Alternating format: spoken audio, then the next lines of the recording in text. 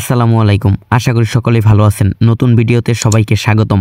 ভিডিওর থাম্বনেল দেখে এতক্ষণে হয়তো বুঝে গেছেন আমরা আজকে কোথায় যাচ্ছি। আজকে আমরা যাচ্ছি বাংলাদেশের একমাত্র দক্ষিণবঙ্গে অবস্থিত বিভাগ বরিশাল বিভাগে। ঢাকা থেকে আমরা যেহেতু লঞ্চে যাব তাই প্রথমে আমরা চলে গেছিলাম সদরঘাট লঞ্চ টার্মিনালে। এখান থেকে আমরা বরিশাল যাব। এটাই হচ্ছে সদরঘাট লঞ্চ টার্মিনালে এসে আমরা প্রথমত টিকিট সংগ্রহ করছিলাম। আমরা সিঙ্গেল কেবিনের একটা রুম পেয়েছিলাম যার মূল্য নিয়েছিল আমাদের কাছ থেকে 1000 টাকা। অবশেষে আমরা টিকিট হাতে নিয়ে কেবিনের উদ্দেশ্যে রওনা দিলাম। আমাদের কেবিন ছিল 3 তলায়।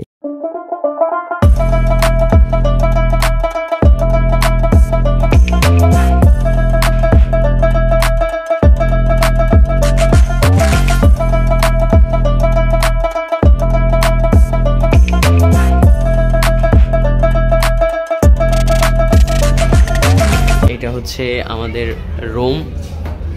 তো ভিতরে ডেকোরেটর এরকম। So this view is beautiful. আমার কাছে মনে হয়েছে যে হচ্ছে বরিশালের যে এই যে লঞ্চটা আমরা যে লঞ্চটাতে যাচ্ছি এই লঞ্চের ওভারঅল ডেকোরেটর প্লাস হচ্ছে ওনাদের যে পরিষ্কার পরিচ্ছন্নতার একটা ব্যাপার আছে, এইটা টু গুড। তো ইনশাল্লাহ কালকে সকাল 6টা বা 6:30টার দিকে আমরা বরিশালে গিয়ে পৌঁছাবো। আমরা অবশেষে হচ্ছে সিঙ্গেল বেডের একটা কেবিন নিছি। আমরা এখন বরিশালের উদ্দেশ্যে রওনা দিব। তো এটাই হচ্ছে আমাদের কেবিন। তো আমরা বরিশালে গিয়ে বরিশাল শহরে যে জায়গাগুলো আছে ওইগুলো এক্সপ্লোর করব। তো বরিশাল যাওয়ার আগে বরিশালের বিষয়ে কিছু গুরুত্বপূর্ণ তথ্য এখন জেনে নিব। নদীর উপর দিয়ে হচ্ছে যাচ্ছি।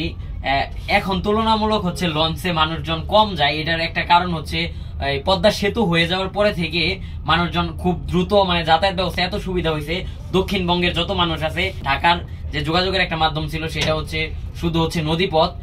বরিশাল শহর মূলত কীর্তনখোলা নদীর তীরে অবস্থিত। মুঘল আমলে স্থাপিত লবণচৌকি গিরোদে বন্দরকে কেন্দ্র করে এই শহরের উৎপত্তি হয়। 1801 সালে তৎকালীন বাকেরগঞ্জ জেলা সদর দপ্তর স্থাপিত হলে এই শহরের ব্যাপক গুরুত্ব বেড়ে যায়। দেশের দ্বিতীয় বৃহৎ নদীবন্দর এই বরিশাল বিভাগে অবস্থিত, যার নাম পায়রা নদীবন্দর, যেটি বরিশাল বিভাগের পটুয়াখালী জেলাতে অবস্থিত।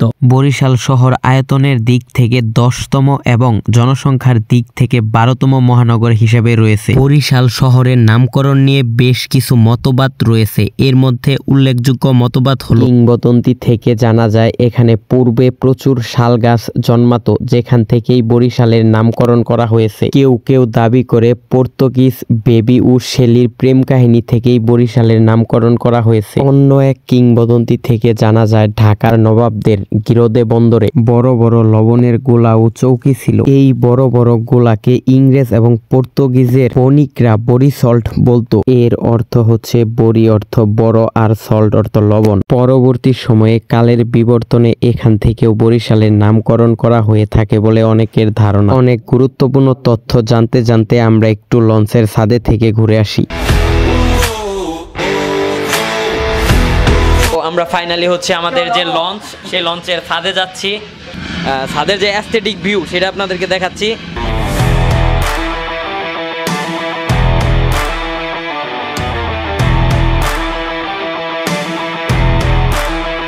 আমাদের লঞ্চ এখন চলা শুরু করছে। তো আমরা হচ্ছে আনুমানিক 9:30টার দিকে একটা যাওয়া শুরু করছি। আমাদের পিছনে একটা ট্রেন লঞ্চে সংঘর্ষ হবে, ধ্বংস হবে। তো এই যে ধ্বংস অলরেডি হচ্ছে। বরিশাল অনেক এনজয় হবে, মজা হবে। তো দেখা হচ্ছে বরিশালে। শুভ সকাল। এখন বাজতেছে সকাল 6টা।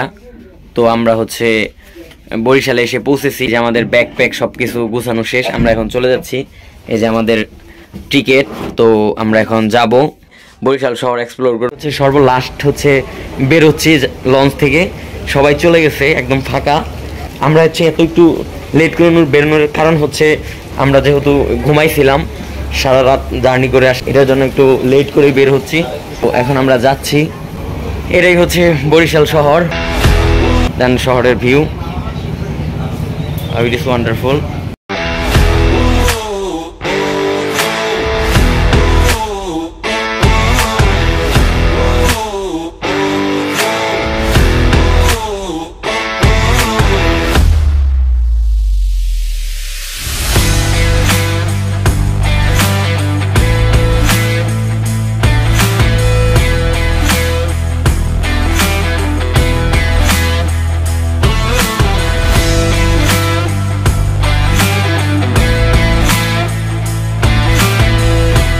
হচ্ছে লঞ্চ থেকে নেমে হচ্ছে একটা রিক্সা নিব। ফাইনালি আমাদের রিক্সা নিয়ে যাচ্ছি। এটাই হচ্ছে বরিশাল শহর। তো আমরা অনেক সকালের দিকে যাচ্ছি, তো তার জন্য শহরে ভিড় নাই, একদমই ভিড় নাই বললেই চলে। পুরা রাস্তা ফাঁকা। আমার লিটারেলি মনে হচ্ছে বরিশাল শহর ময়মনসিংহের সাথে আমি কম্পারিজন করতে পারি। এটা হচ্ছে বরিশাল, এটা হচ্ছে ঈদগাহ মাঠ। আর আমাদের সাথে আমাদের মামা আছে, মামা আমাদেরকে দেখাচ্ছে এটা হচ্ছে বরিশাল মুক্তিযোদ্ধা পার্ক। তো এই যে পার্কের মেইন গেট। মামা আমাদেরকে সব দেখাই নিয়ে যাইতেছে। আমরা যদিও শহরে নতুন, বরিশালে মনে হয় কুয়াশার পরিমাণ তুলনামূলক বেশি, কারণ রাস্তাতে একদম হচ্ছে কুয়াশায় পরিপূর্ণ, মনে হচ্ছে কিছুক্ষণ আগে বৃষ্টি হয়েছে, এরকম একটা ওয়েদার। হচ্ছে বরিশাল শিশু পার্ক। এই যে এটাই শিশু পার্কের মেইন গেট। এই পার্কটার নাম কি মামা? এটা হচ্ছে ভিলেজ পার্ক। আর এখানে একটা মেবি মেলা চলতেছে, যেটা বিকেল 3টে থেকে আর কি শুরু হয়। এটা হচ্ছে স্টেডিয়ামের রাস্তা। মামাকে অসংখ্য ধন্যবাদ, সে আমাদেরকে এই সকালে অনেকগুলা রাস্তা চিনিয়ে নিয়ে আসছে। মামা, আপনার বরিশাল সম্পর্কে কিছু বলার আছে? বরিশাল তো আসলে খুব সুন্দর শহর। আচ্ছা। আর লোকজনও সুন্দর, ভালো মনের, যদিও তো ঘুরেফেরা করেন, দেখেন, তারপরে বুঝতে পারবেন আর কি। মামা অসংখ্য ধন্যবাদ আপনাকে এই সকালে অনেকগুলো রাস্তা এবং অনেকগুলো দর্শনীয় স্থান ঘুরে দেখানোর জন্য। ঠিক আছে মামা, ভালো থাকেন।